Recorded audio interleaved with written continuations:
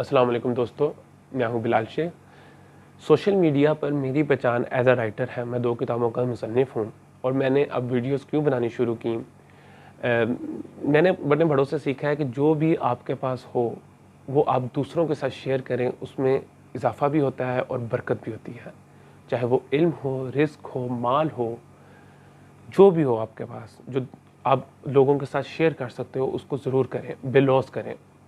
तो मेरा वीडियोस बनाने का मकसद सिर्फ अपने जो इल्म है आपके साथ शेयर करना है। जो मैं सीखता हूँ वो आप तक पहुँचाता हूँ।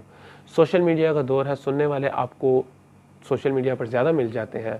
लिखने वाले के भी यही होता है कि उसको पढ़ने वाले मिल जाएँ और बोलने वाले को भी यही ख्वाहिश होती है कि उसको सुनने वाले मिल जाएँ। ये इंसानी ज़िंदगी है और इस पे इंसान सीखता चला जाता है।